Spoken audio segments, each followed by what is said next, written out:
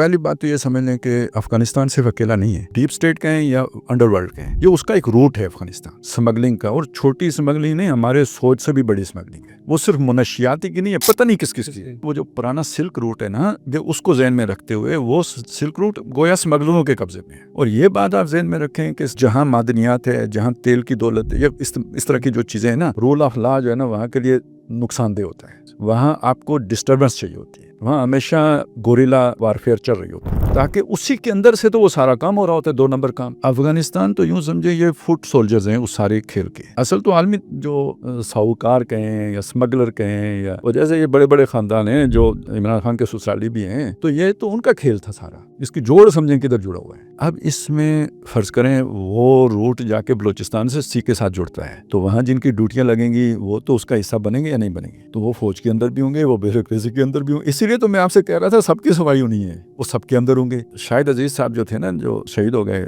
افغانستان میں، کہتے ہیں انہوں نے کتاب لکھی تھی نا، یہ خاموشی کب تک، تو اس میں انہوں نے یہ بات لکھی تھی کہ یہاں کرپشن کرنی پڑتی ہے سروائیو کرنے کے لیے، آپ کے باس کو مطمئن ہونا چاہیے کہ آپ کی فائل اس کے پاس ہو، کہ اسے یقین ہو کہ یہ بندہ میرے خلاف نہیں جا سکتا، جائے گا تو میرے پاس یہ فائل ہے، تو آپ نے ترقی کرنی ہے تو فائل اس تک پہنچانی ہوتی ہے کہ میں 2 نمبر آدمی ہوں۔ یہ سسٹم تھا جو چل رہا تھا۔ اب مسئلہ یہ ہے کہ آپ یہ کام عدالتوں میں شروع کر چکے، آپ پولیٹیشن میں شروع کر چکے تھے، سب کے پیچھے آپ کا ادارہ، آپ ان کا نام نہیں لے رہے، تو اس کی ایک وجہ ہے جو میری سمجھ میں آتی کہ آپ کا ہمدرد کون ہے۔ عوام کے سامنے عمران ان کا نمائندہ بنا ہوا، آپ کا مخالف، جج آپ کے مخالف، ملک ریاض اینڈ پارٹی آپ کی مخالف، یعنی سارے جو بھی